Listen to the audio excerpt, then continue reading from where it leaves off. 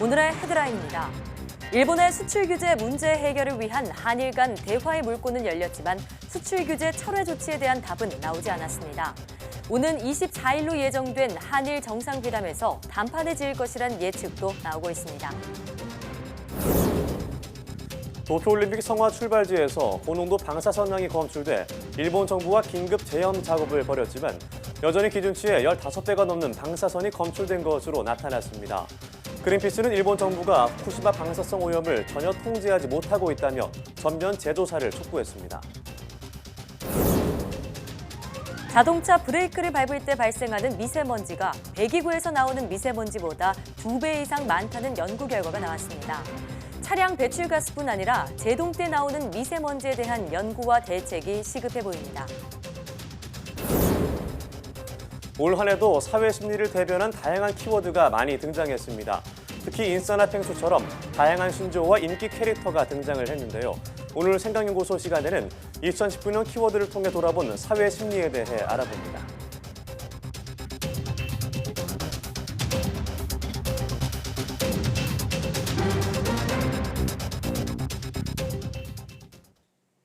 여러분 안녕하십니까? 사이언스 투데이입니다. 우리나라 대표단이 일본의 수출 규제 문제 해결을 위한 한일 국장급 대화를 마치고 귀국했습니다. 대화의 물꼬가 열린 건 긍정적인 신호지만 기대를 모았던 수출 규제 철회 조치에 대한 답은 나오지 않았습니다. 오는 24일 중국에서 열릴 한일 정상회담에서 단판을 지을 것이란 예측이 나오고 있습니다. 보도에 이지은 기자입니다.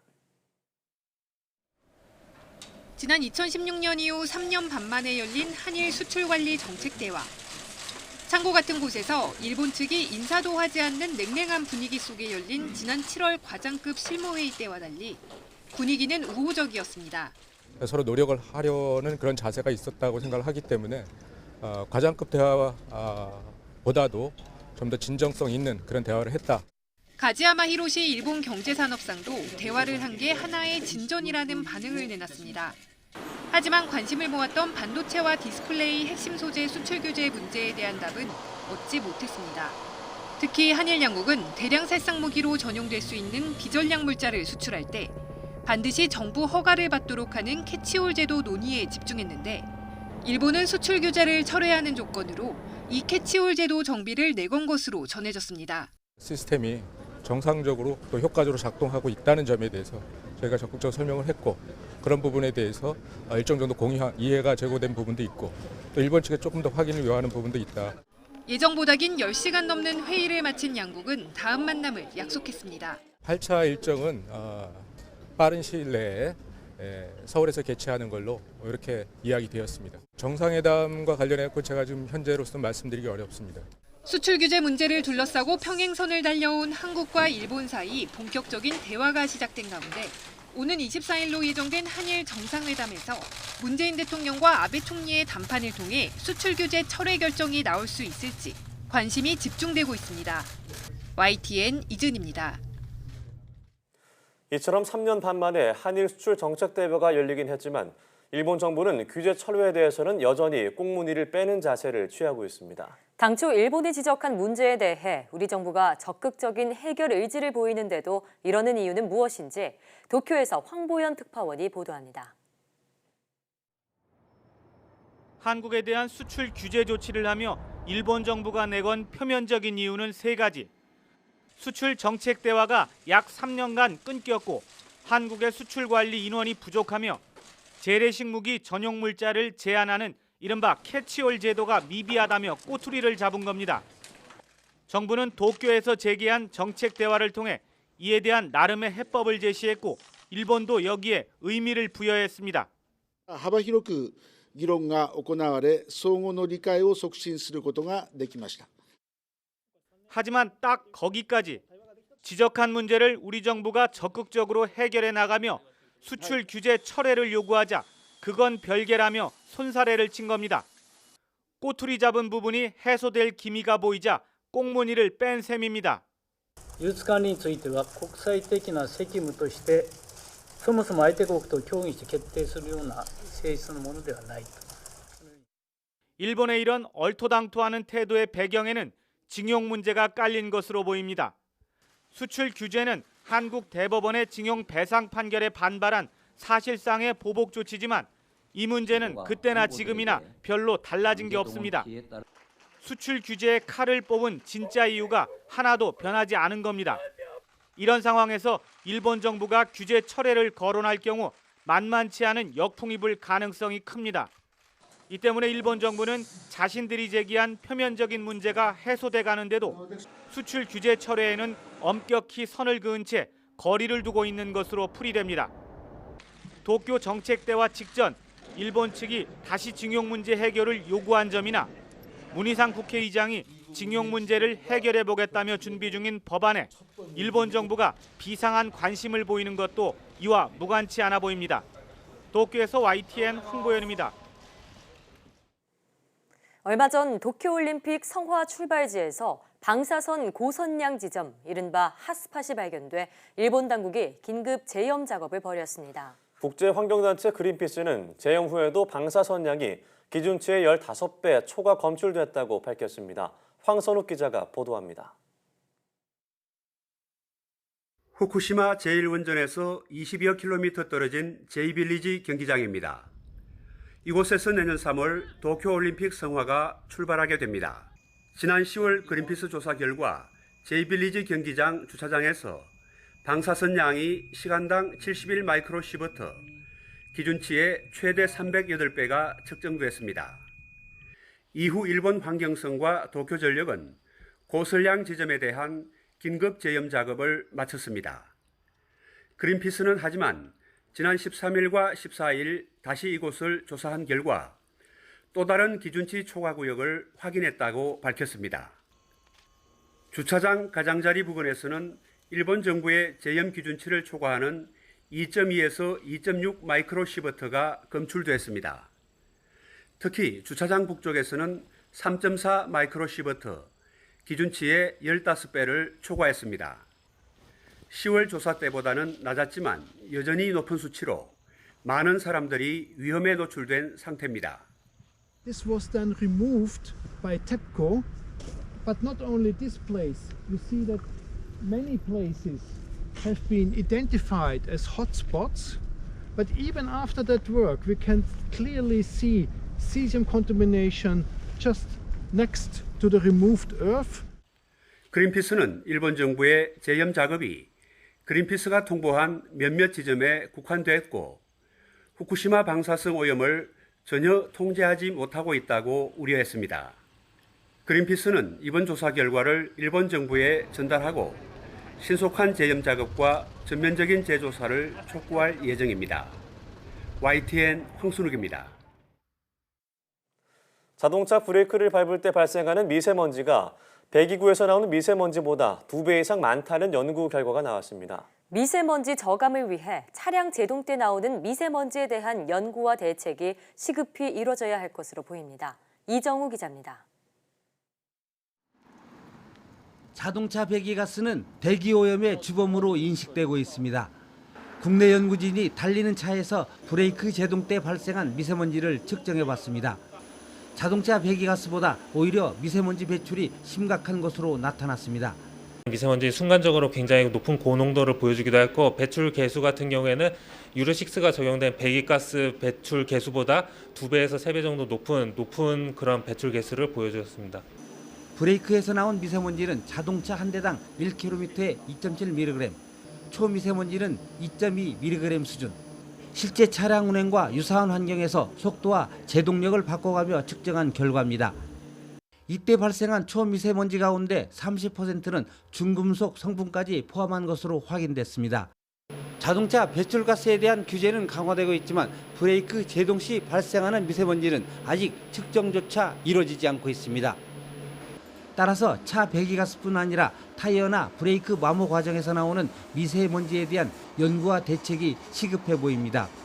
유럽에서는 이를 대비한 규제가 지금 현재 진행되고 있습니다. 그래서 저희가 선도적으로 대비해서 브레이크 마모 미세먼지를 저감할 수 있는 장치를 개발할 예정입니다. 연구팀은 자동차 미세먼지를 한눈에 파악할 수 있는 시뮬레이터를 개발하고 관련 데이터를 확보해 깨끗한 대기 환경을 만드는 데 힘을 보태기로 했습니다. YTN 이정우입니다. 수도권에만 적용되던 친환경차 의무 보급제가 내년부터 전국으로 확대 시행됩니다. 조명래 환경부 장관은 기자들과 만나 친환경차 생산 대수 등을 의무화하는 친환경차 의무 보급제를 전반적으로 손볼 것이라며 의무 비율을 지키지 못할 경우 과징금 등을 부과하는 방안과 유인책을 부과하는 방안을 함께 고민하고 있다고 밝혔습니다. 조 장관은 친환경차 의무 보급 비율과 관련해 업체별, 규모별, 차종별로 점수를 부여하는 점수표 가안이 나왔다며 내년 시행을 위해 연내 확정해야 하는 만큼 조만간 확정될 것이라고 말했습니다. 친환경차 의무 보급제는 중국과 일본 등에서 시행되고 있는데 중국의 경우 연간 3만 대 이상 생산하거나 수입하는 자동차 제조사에 대해 신에너지차 10% 판매를 의무화하고 있습니다. 우리나라가 발견한 외계 행성계의 이름으로 백두와 한라가 선정되었습니다. 국제천문연맹은 보현산 천문대 망원경으로 이병철 박사 등이 발견한 외계 행성계 8우미와 8우미B의 명칭을 각각 백두와 한라로 선정했다고 밝혔습니다. 백두와 한라는 북쪽의 백두산과 남쪽의 한라산에서 착안해 평화 통일과 민족의 번영을 기원하는 의미가 담겼습니다. 8우미는 태양으로부터 약 520광년 떨어진 태양보다 1.8배 무거운 별이며 8우미B는 이 별을 돌고 있는 외계 행성입니다. 이 외계 행성계는 우리에게도 익숙한 북극성이 포함된 작은 곰자리에 위치하며 눈으로도 관측할 수 있습니다.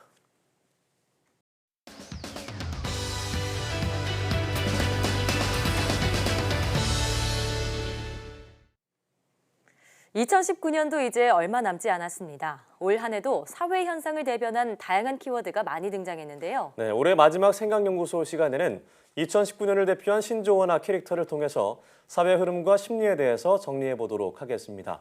연세대학교 심리학과 이동기 교수와 함께합니다. 네, 교수님 안녕하세요. 어서 네, 오세요. 안녕하십니까. 네, 올해도 벌써 이제 마지막 생각연구소가 그러네요. 됐습니다. 그러네요. 정말 올해도 정말 다양한 사회 현상을 통해서 그만큼 그에 따른 심리를 소개를 해주셨는데 올해 한국 사회를 정리한다면 어떻게 정리할 수 있을까요? 네, 한국 사회에서 다사다난했던 것 같은데요. 네. 특히 이제 제가 생각할 때는 공정성이라고 하는 키워드에 대해서 사실 세대 간, 또 남녀 간, 또 정치 이념 간 상당한 갈등이 많았던 것 같아요. 예. 그래서 이제 공정성에 관해서 어떤 것이 진실인지 어떤 것이 거짓인지 상당한 혼란이 있었던 것 같고 사회가 일부 보면 상당히 갈등과 분열된 모습을 보이는 것도 있었고요. 네. 동시에 보면은 또 이제 이 공정성에 대해서 각자가 생각하는 자기 목소리들을 적극적으로 표현했다 이런 예. 측면도 있는 것 같습니다. 아무래도 이제 그 사회도 그렇고 앞으로 미래도 좀 불확실하고 이러니까 이제 그런 말들은 별로 안 하는 것 같아요. 미래를 위해서 현실을 많이 준비하고 절약하고 이런 얘기는 안 하고 참아야 한다. 네, 뭐 오히려 이런 현실을 즐겁게 네. 자기가 살아가라 이런 메시지가 더 많았지 않나 싶습니다. 네, 그러니까 오늘을 즐겨라 이런 얘기인데 정말 올해 여러 가지 키워드들 생각이 납니다. 신조어와 히트 캐릭터로 일단 분류를 해보려고 하는데요. 네네. 먼저 신조어부터 살펴보겠습니다. 올해 이 단어 안 써보신 분들 거의 없을 것 같아요. 바로 어떤 단어인가요? 인싸요. 아, 인싸요? 인싸, 네, 네, 다 그렇죠. 아시죠? 네네. 네. 인싸에 대해서는 어떻게 보시나요? 네, 인싸가 인사이더지 않습니까? 예. 원래 이제 어떤 모임이나 적극적으로 참여하면서 잘 어울리는 그런 사람을 인싸라고 했는데 요즘은 이게 인싸가 트렌드를 선도하고 주도하는 사람. 예. 그러니까 인싸가 가는 곳이 핫플레이스가 되는 것이고 인싸가 뭔가 즐기는 것이 바로 대세 아이템이 되고 그다음에 또 하나는 이제 트렌드를 선도하다 보니까 네. 인싸가 사실 소비의 흐름 자체에 많은 영향을 끼친다. 예, 이런 얘기들이 있습니다. 그래서 이제 보면은 많은 사람들이 어떤 걸 좋아하고 이런 걸 할 때 그 인싸들이 움직이는 이런 것들을 따라가고 네. 자기도 인싸가 되고 싶어 노력하고 이런 모습이 많이 나타나고 있죠. 예. 교수님은 어떻게 좀 인싸와 비슷하신가요? 상당히 아웃사이더가 아닐까 싶습니다. 아, 그런가요? 황보 앵커는 어떤가요? 아, 저 뭐 인싸 주도하고 있죠. 아, 저는 뭐 핵인싸가 아닌가. 아, 죄송합니다. 부럽습니다.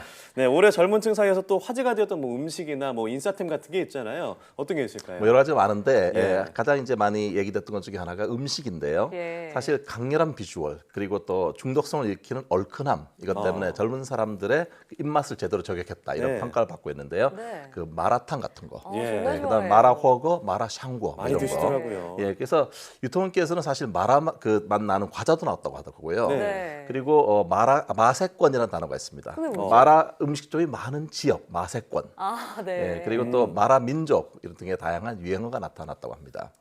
그다음 또 다른 인싸템으로는 많이 얘기됐던 것이 에어프라이어가 있었죠. 예. 에어프라이어 같은 경우는 2019년 주방 필수 그런 가전으로 1가구 1 에어프라이어 시대가 도래했다 이렇게 네. 얘기를 되거든요. 실제 시장 조사 업체 유로 모니터가 조사를 해보니까요. 국내 에어프라이어 그 판매량이 28만 7천 대로요. 지난해 대비해서 무려 286%가 증가했다고 합니다.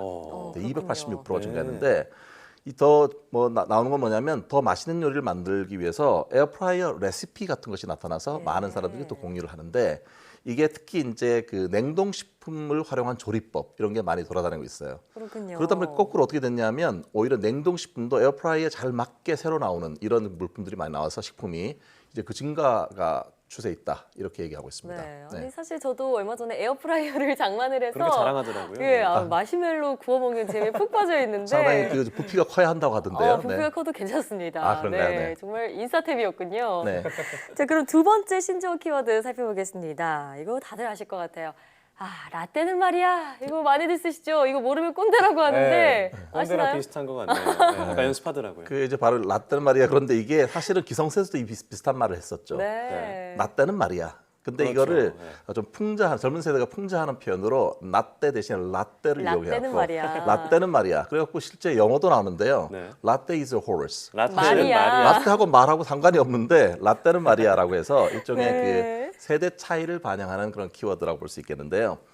벼룩시장 구직이 직장인 876명을 대상으로 설문조사를 했는데요.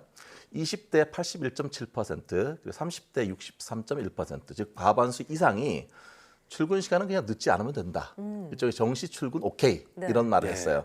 그런데 같은 질문을 40대에 했더니 53.2%, 50대 이상은 무려 70%가 예. 무슨 소리냐? 출근 시간보다 항상 일찍 나와가지고 미리미리 준비를 완료해야 된다 이렇게 얘기를 했어요. 네. 사실 세대 차이가 상당히 많이 있잖아요. 그렇죠. 네. 기성세대는 그 젊은 세대를 불러놓고 내가 어떤 걸 이룩해 왔고 이런 어떤 논리가 중요하고 이런 것들을 이제 설파하는 그런 세대고 예. 젊은 세대 입장에서는 이런 기성세대를 보면서 고리타분하다. 그래서 사실 이 라떼는 말이야 속에 품은 거는 세대 차이에 대한 그런 거를 반영하는 것 같습니다. 그러네요. 네, 어떻게 보면 과거의 그 베이비붐 세대와 최근에 어떤 밀레니얼 세대가 세대, 네. 한데 어우러지면서 한국 사회의 어떤 갈등 또 넘어서는 이제 소통 단절이 이루어지는 것 같다는 생각이 드는데요. 네, 그래서 그 책이 있지 않습니까? 90년생이 온다. 예. 네, 그래서 사실 90년생들의 특징에 대해서 이제 많은 그 사람들이 궁금해하는데 뭐 정확해야 하고 원리 원칙이 중요하고 이들한테는 이전 세대들이 당연하게 생각했던 것들 모든 것들에 대해서 당연하게 생각하지 않는다 나는 다르다 이런 말을 적극적으로 의사를 표현하는 그런 세대잖아요. 한 가지 재미있는 것이 복잡한 세상 편하게 살자. 복세 편살 이런 얘기들을 하면서 솔직하게 자기 의사를 표현하는 것이 특징인데요. 사실 이 책은 90년생이 온다 이 책은 작년에 나왔어요. 근데 올해 말까지 지금 베스트셀러 그 반열에 있지 않습니까? 예. 네. 그만큼 젊은 세대의 마음을 이해하는 것이 중요한 한국 사회의 화두라고 할 수가 있겠고요. 결국은 각 세대들이 서로 간에 이제 차이를 인정하면서 공존하는 게 중요한데 앞으로는 더 세대 간의 이해를 위해서 더 많은 그런 시간들이 필요하지 않나 싶습니다. 네, 아니 90년대생이 온다 이 책은 심지어 실제로 90년대생들이 보고 내가 이래서 이런 생각을 갖고 있구나 스스로를 깨닫는 그런 계기가 되고 예. 있다고도 해요. 네네. 네, 또 그럼 다음 키워드를 좀 알아볼까 하는데 다음에는 히트 캐릭터를 좀 살펴보겠습니다. 네네. 캐릭터 하면은 뭐 당연히 떠오르는 캐릭터가 있죠. 바로 펭수입니다. 네, 아마 와우, 예, 저희가 바로 튀어나오네요. 얼마 전에 좀 얘기했던 것 같은 그런 맞아요. 느낌이 있죠. 펭수 같은 건 사실 2030 세대 직장인들에게 직장인들의 대통령이라고 불리고 있는데요. 네. 인기 사실 많아요. 소속 방송사 사장에 대해서도 거침없이 얘기를 하는 사이다 발언 때문에 네. 인기가 있었잖아요. 그 취업 포탈인 인크루트에서 올해 인물 투표를 딱 했더니 사실은 그 BTS가 얼마나 인기 많았습니까? 네. 예. BTS를 누르고 방송 연예 분야 1위로 등극했다고 합니다. 펭수가요? 네, 펭수가요. 예. 네. 근데 이제 펭수의 어록들도 있는데요. 이런 제가 찾아보니까 눈치 보지 말고 원하는 대로 살아. 눈치 챙겨. 이런 말도 네. 있고요. 또 다 잘할 수는 없다. 잘하는 게 분명히 있을 거고 그걸 더 잘하면 된다. 감동인데요. 네, 이런 그 어록들이 많은 젊은 세대들에게 호응을 받았는데요. 예. 뭔가 은근히 동료의식 같은 것도 느껴지고 네. 펭수의 그 네. 시원한 그런 말들 통해서 또 일종의 어떤 사람들은 소위 덕질, 이게서 어떤 사람들은 휴대폰 그런 그 뭐 바탕화면도 펭수로 바꾸고 네. 이런 게 되게 많잖아요. 그래서 제 생각에는 펭수 인기가 한동안 이어지지 않을까 생각합니다. 네, 저 올해 펭수 인기는 정말 대단했고요. 예. 또 이 캐릭터도 빼놓을 수 없을 것 같습니다. 뭔가요? 교수님 한번 맞춰보시겠어요? 먹고 더블가. 뭔가 더블로 간다면 그 노름 이런 거 아니에요? 네. 제가 펭수 한번 따라하고 나서 부담이 좀 생긴 것 같아요. 그러네요. 네, 아주 비슷비슷했어요. 저도 이렇게 곽철용 씨 봤는데요. 아닌가요? 네, 이게 그 곽철용이라는 캐릭터인데요. 네. 사실 2006년에 개봉했던 그 영화 타짜 1에서 배우 김웅수 씨가 연기했던 그런 인물이잖아요.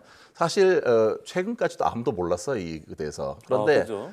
추석 무렵에 타짜 3편이 나왔는데 3편이 아무래도 1편보다는 인기가 이렇게 재미가 많지 않았다고 해요. 그러니까 사람들이 뭐가 차이지 이렇게 비교하다 보니까 이런 캐릭터가 있었어. 일종의 숨은 영웅 찾기. 타짜 원에서 좋았던 장면. 그러다 보니까 이제 이게 나타나는데 특히 이제 그 조승우 씨가 분했던 그 고니라라는 사람과 도박판에서 이런 말을 했었잖아요. 그 대사가 아까 지금 말씀하신 묻고 더블로가. 네, 묻고 더블로가 이것도 있었고요.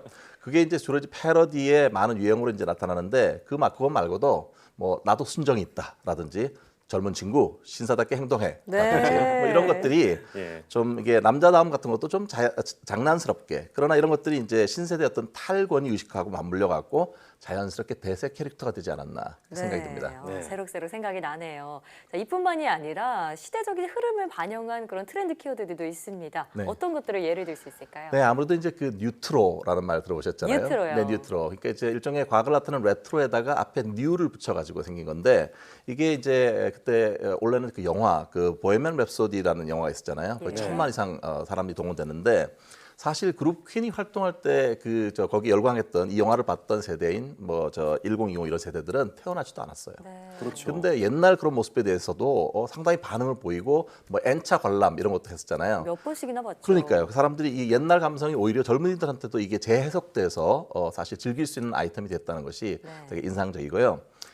또 다른 키워드로는 그 감정 대리인이라는 게 있었습니다. 그러니까 우리가 이제 점점 대면하기가 쉽지 않잖아요. 주로 이제 뭐 디지털화돼 있고 모바일로 이용해서 사람들을 통하다 보니까 직접 얼굴 보고 얘기하는 거 대신에 좀 뭐 이런 어떤 간접적인 방식의 의사소통이 많이 생겼는데 그러다 보니까 감정 표현 자체가 익숙하지 않은 거예요.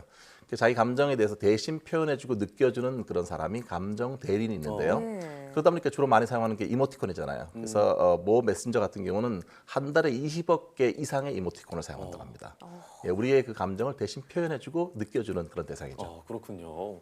자, 지금까지는 뭐 2019년에 사회 심리를 드러낸 어떤 뭐 신조어, 캐릭터, 트렌드 키워드를 알아봤는데 그럼 앞으로 내년도 2020년도에 한국 사회 흐름은 어떻게 될 것으로 예상이 상당히 큰 질문이고 자신이 없습니다만 한번 시도를 해보겠습니다. 제 생각에는 이제 주 52시간 제도가 조금 더 유연하게 될 것 같아요. 그러면 시간이 조금 더 나게 되면은 사람들이 자기 개발하는 사람들, 퇴근 후에 이런 사람들은 계속 많아질 것 같습니다. 그리고 이제 이게 그 또 하나는 밀레니얼 세대 다음 세대가 Z 세대가 있잖아요. G 세대라고 하는 이 세대는 상당히 어떻게 보면 그 각각의 개성의 차이라든지 이런 걸 잘 인정하면서도 또 인간관계도 잘 이렇게 원만하게 느슨하게 또 이렇게 잘 유지하는 그런 세대라고 해요. 그러니까 이런 세대들의 어떤 특성을 반영해서 아마도 공정성이라고 하는 키워드는 훨씬 더 여전히 중요하겠지만 훨씬 더 융통성 있게 잘 이게 얘기되지 않을까 이런 생각이 들고요. 이제는 소유한다는 개념, 특별히 그 소유할 만한 돈이 없어요. 그러니까 소유보다는 사실 공유하는 그런 개념의 공유 경제라든지 또는 뭔가를 빌려 사용하는 렌탈 사업 같은 거 이런 것들이 강세를 보일 거라고 생각이 되고요. 그다음에 저희도 한번 다룬 적이 있는 것 같은데 이 TV라든지 이런 매체보다는 이제는 즉각적으로 이렇게 접속해가지고 활용할 수 있는 스트리밍이요. 그렇죠. 넷플릭스나 이런 걸 포함한 스트리밍 라이프 이런 것들이 또 확산될 거라고 봅니다. 아무래도 이제 정치적으로는 이제 내년에는 총선 같은 것도 있기 때문에 여러 가지 이념이나 뭐 여러 가지 갈등 이런 것들이 있을 수 있을 것 같은데 오히려 이제 그게 지나면서 뭐 총선이나 국회의원 중에서도 젊은 세대가 많이 진출할 것 같고 또 어떻게 보면 서로 갈등하는 거에 대한 피로감도 상당히 많이 쌓여 있는 상태이기 때문에 좀 더 합리적으로 소통하고 토론하고 이런 것들이 더 이제 나타나지 않을까 이렇게 기대를 합니다. 그래서 뭔가 서로 다르지만 공존할 수 있는 사회, 소통하고 화합하는 그런 모습이 내년에 더 많이 나타났으면 하는 그런 바람을 가져봅니다. 내년에도 갈등을 피할 수 있으면 좋겠지만 어렵겠죠. 좀 서로 간의 차이를 깨닫고 이해하는 그런 한 해가 됐으면 좋겠습니다. 오늘 말씀 잘 들었습니다. 네, 감사합니다.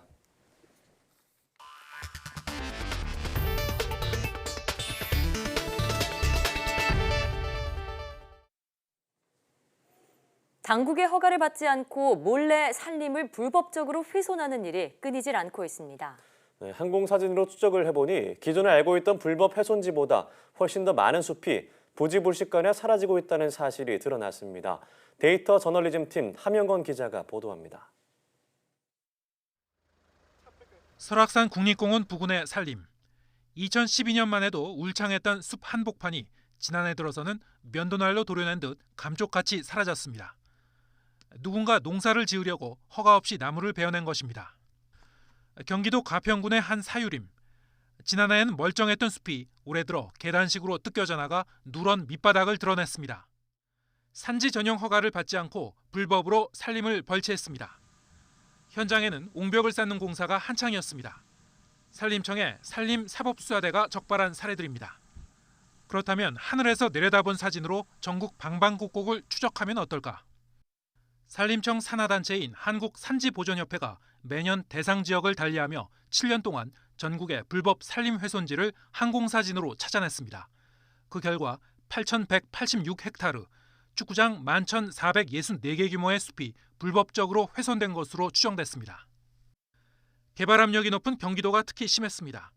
불법 산림 훼손지는 여주와 화성, 평택, 가평, 이천의 순서로 많았습니다. 훼손 지점을 지도에 표시하니 동서남북으로 사방에 생채기가 났음을 대번 알 수 있습니다. 국가 공식 통계상의 불법 산림 훼손지 면적과 항공사진을 통해 새롭게 추적한 훼손 의심지를 비교해보니 상당한 차이가 납니다. 단순 비교는 어렵지만 훼손 의심지가 공식 통계보다 2배 내지 48배까지 큽니다. 그만큼 단속의 사각지대가 상당히 크다는 점은 인정할 수밖에 없습니다. 시군 인허가 담당 공무원들의 숫자가 워낙 작고 또 현장 확인이라든가 이런 여력이 적기 때문에 현장에서 제대로 파악하지 못하고 있는 부분들이 있기 때문에 그런 거죠. 산림청은 항공사진을 통해 파악한 불법 훼손지 면적이 실제보다 과대 혹은 과소평가됐을 가능성이 모두 존재한다고 지적했습니다. 불법 훼손지를 잡아내려면 합법적인 산지 전용 영역도 정확히 알아야 하는데 아직도 산림청이나 지자체에 관련 데이터가 지리정보 시스템으로 구축되어 있지 못하기 때문입니다. 산림을 몰래 훼손해도 기껏해야 벌금 정도에 그치고 나는 처벌의 강도는 높이고 공간 데이터의 철저한 구축을 통한 정밀 감시가 시급합니다. YTN 함형건입니다. 농촌을 가면 농업용수가지라는 달인 수로교를 어렵지 않게 볼 수 있는데요. 최근 농기계가 대형화하면서 수십 년 전에 세운 수로교가 통행을 방해한다는 민원이 이어지고 있습니다. 네, 심지어 소방차 통행에도 걸림돌이 되고 있어서 시급한 대책이 필요해 보입니다. 이문석 기자입니다. 지난 14일 밤 충남 당진 농촌주택에 불이 났습니다. 다친 사람은 없었지만 집은 창고만 남기고 잿더미가 됐습니다. 주인은 진입로에 있는 농업용수길인 수로교가 지중화됐더라면 피해가 줄었을 거라고 주장했습니다. 이곳 수로교 높이는 2.7m입니다. 보통 크기의 중형 소방차 높이가 2.8m가 넘어서 화재 당시에 여기를 통과하지 못했습니다. 그래서 소형 소방차를 긴급 투입하고 수백 미터 호스를 연결해 힘들게 불을 진화한 것으로 조사됐습니다. 초기에 소방차만 여기까지 진입이 돼서 들어왔으면은 이렇게 크게 완전히 전수되지는 않았을 텐데. 주민들은 비슷한 사례가 이 마을에서만 10여 년 사이 3번째라고 말했습니다. 이쪽으로 들어야 되는데 불다리 걸려서 들어올 수가 있나? 그러니까 이쪽서 대오진 소방서차가 와가지고서 불을 끌라니 끌 재간이 없지. 그러게 여기는 불 나면은 그냥 다 타 죽어야 돼. 사람이나 도망갈까. 관리 주체인 한국농어촌공사는 원활한 용수 공급과 예산 문제가 얽혀 수로교 민원을 다 들어줄 수는 없다고 말했습니다. 요구한 부분을 다 들어주다 보면은 물이 처음부터 이제 끝까지 흘러가지를 못합니다. 농업용수 공급을 위해 전국 6,555개소에 531km 길이 수로교가 놓여 있습니다. 농사기계 대형화로 개선 요구는 자꾸 늘고 있는데 농어촌공사는 소방차 진입마저 막는 수로교가 전국에 몇 개나 되는지 실태 조사 한 번 한 적이 없습니다. YTN 이문석입니다. 은퇴를 선언한 이세돌 구단이 토종 AI 한돌과의 고별대국 1국에서 불계승을 거뒀습니다. 이세돌 구단은 치수고치기 방식으로 치러진 한돌과의 은퇴 기념 첫 번째 대국에서 92수 만에 불계승을 거뒀습니다. 중반까지 치열하게 전개되던 대국은 중반 전투에서 한돌이 어이없는 실수를 저질러 순식간에 끝이 났습니다. 자신의 돌이 잡히는 수를 미처 파악하지 못하고 오히려 공격 요석 석점을 죽이면서 한돌의 승률이 곤두박질 쳤고 몇 수 뒤 한돌은 기권을 선언했습니다. 3년 전 딥마인드 알파고의 대국처럼 이번에도 78수가 인공지능 한돌의 패배를 이끈 신의 한 수가 됐다는 평가입니다. 치수 고치기는 인공지능 한돌의 우세를 인정하고 이세돌 구단이 2점을 먼저 깐 상태에서 대국을 시작하는 방식이었습니다. 지난 4월 죽은 돼지의 뇌세포를 되살린 레나드 세스탄 미 예일대 교수가 올해 과학계 10대 인물로 선정됐습니다. 국제학술지 네이처는 올해의 인물 10인을 발표하며 세스탄 교수를 삶과 죽음의 정의에 도전한 신경생물학자라고 소개했습니다. 세스탄 교수는 죽은 돼지의 뇌에 혈액과 비슷한 용액을 공급하고 6시간이 지나자 일부 신경세포와 혈관세포 등이 기능을 되찾았다고 밝혔습니다. 이 밖에도 구글과 함께 양자 컴퓨터 칩 시커모어를 개발한 존 마르티니스 미 UC 센타바버라 교수, 환경 문제에 각국 정부가 더 관심을 쏟아야 한다고 목소리를 낸 스웨덴의 청소년 그레타 툰베리도 10대 인물로 꼽혔습니다.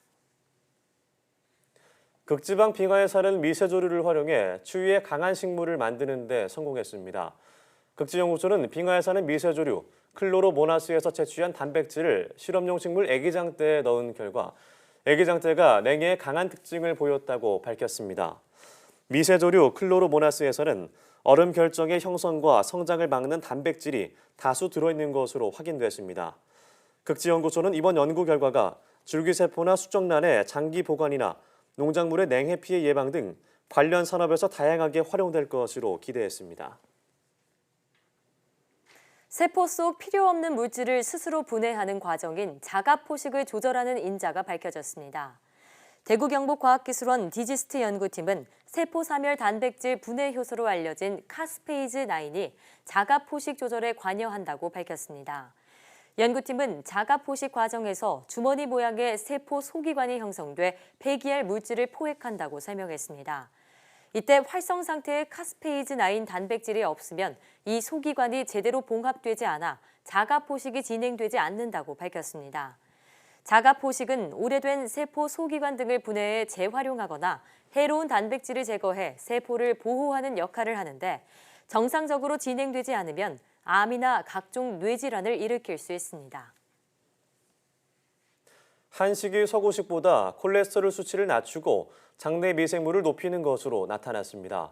농촌진흥청과 서울대는 과체중에 콜레스테롤 수치가 높은 한국인 54명을 대상으로 한식과 미국 권장식단, 미국 일반식을 각각 4주 동안 섭취하도록 한 결과 이렇게 나타났다고 밝혔습니다. 조사 내용을 보면 한식을 섭취했을 때 총 콜레스테롤 수치는 평균 9.5% 낮아졌지만 미국 권장식단이나 일반식 그룹의 수치는 오히려 증가했습니다. 또 한식을 먹은 그룹에서는 나쁜 콜레스테롤로 알려진 LDL 콜레스테롤 수치가 평균 6.8% 줄었고 장내 미생물의 다양성도 높아졌습니다. 농진청은 한식이 한국인과 미국인 모두에게 건강식임을 과학적으로 입증한 것이라고 덧붙였습니다. 걷기 힘들 정도로 발바닥 통증이 심한 족저근막염 환자가 늘고 있습니다. 국민건강보험공단 자료를 보면 족저근막염 환자는 2014년 17만 9천 명에서 2018년 25만 8천 명으로 크게 늘었습니다. 남녀 모두 40, 50대 환자가 많아 전체의 47.4%를 차지했고 여성이 57.4%로 남성보다 1.3배 많았습니다. 전문의들은 40, 50대 여성의 사회 진출이 증가하면서 족저근막염 환자가 느는 것으로 보고 있습니다. 족저근막염은 발바닥에 넓게 퍼져 있는 단단한 섬유성 결합 조직, 족저근막에 염증이 생겨 통증이 생기는 질환으로 심하면 걷기 힘들 정도의 통증을 유발합니다. 세계경제포럼 WEF가 발표한 2020년 세계 성격차 지수 보고서에서 우리나라가 0.672점으로 149개국 중에 108위로 나타났습니다.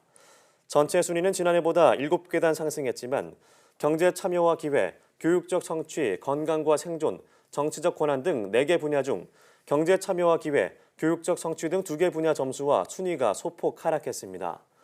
올해 성격차가 적은 상위 국가는 아이슬란드, 노르웨이, 핀란드, 스웨덴 등으로 지난해와 유사했고 아시아에서는 싱가포르, 말레이시아, 중국, 일본 순이었습니다. 세계경제포럼의 성격차 지수는 각국의 정치, 경제, 사회적 수준 대신 4개 분야의 남녀 격차를 상대 평가합니다. 여권 신장보다 남녀 평등에 더 관심을 두며 성과에 따른 차이를 평가해 선진국이 낮은 순위로 평가되는 경우도 나옵니다.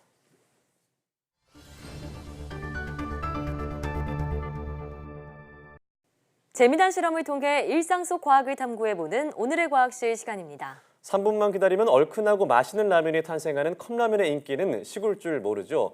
이 컵라면의 숨은 과학 원리를 지금 바로 화면으로 만나보시죠. 마법의 라면이라고 불리며 등장한 컵라면. 뜨거운 물만 넣으면 간단히 먹을 수 있어 우리 생활에 편리함을 더해주고 있는데요. 그런데 이 컵라면 속에도 다양한 과학적 원리가 숨어 있습니다. 자, 오늘 소개해드릴 컵라면 과학 중에 첫 번째는 컵라면의 용기입니다. 자, 이 용기에는 어떤 과학이 숨겨져 있을까요? 중층 구조로 된 컵라면 용기는 안쪽으로는 뜨거운 물이 온도를 오래 유지하도록 중간에 공기층이 막아주고 바깥으로는 화상의 위협을 차단해주는데요.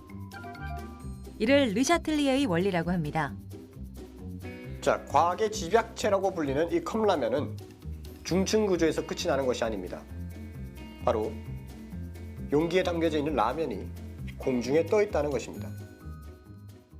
직접 라면 연구원을 찾아가 봤습니다. 일단은 면이 이제 컵의 중간에 떠 있게 되면 뜨거운 물을 붓게 되면 어쨌든 뜨거운 물은 대류 현상에 의해서 위쪽으로 많이 올라가게 되어 있고 또 증기가 위쪽을 향하게 되어 있기 때문에 바닥에 있는 것보다는 물의 온도가 위쪽이 더 높습니다. 윗면을 보게 되면은 아주 촘촘하게 라면들이 들어가 있습니다. 그런데 아랫면을 보게 되면 듬성듬성하게 되어 있죠. 면과 면 사이에 뜨거운 물이 잘 들어가라고 한 것이라네요. 자, 컵라면 면발에 들어있는 과학은 여기서 끝이 아닙니다. 자, 이게 뭘까요? 이거는 봉지라면입니다. 자, 컵라면은 3분 만에 면이 익습니다. 그런데 이 봉지라면은 3분 만에 익을까요? 한눈에 봐도 좀 차이가 보이죠? 익기는 조금 익은 것 같은데 뭔가 좀 딱딱합니다. 아직 덩어리진 것들이 있고요. 사실은 면을 잘 익히게 하는 게 좀 어렵습니다. 그렇다 보니까 일단 면발도 봉지라면보다는 좀 얇게 구성을 하고 또 원료 구성 성분으로는 이제 감자에 많이 사용되는 전분 원료를 좀 많이 사용함으로써 좀 더 면이 빨리 익게끔 하도록 유도하고 있습니다. 맛있는 컵라면 안에 많은 과학적인 원리가 숨어 있었습니다.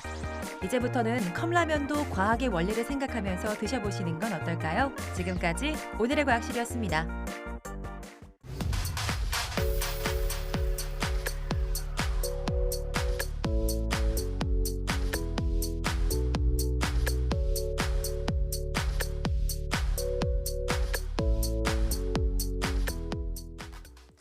이세돌 구단이 인공지능 바둑 프로그램 한돌과 은퇴대국에서 승리를 거두면서 2016년 알파고와의 대결이 다시 회자되고 있습니다. 네, 당시 이세돌 구단은 알파고를 한 번이라도 이긴 최후의 승자로 기록되고 있는데요. 하지만 그 뒤로 인공지능 바둑 프로그램은 무서운 속도로 진화하고 있죠. 네, 현재는 AI 바둑 대회가 열릴 정도로 최신 기술을 놓고 경쟁을 펼치고 있고요. 오히려 프로 바둑 기사가 인공지능 바둑 프로그램을 보면서 공부를 한다고 합니다. 인공지능 기술의 발전은 과연 어디까지일까요? 사이언스 투데이 오늘 저희가 준비한 소식은 여기까지입니다. 함께해 주신 여러분 고맙습니다.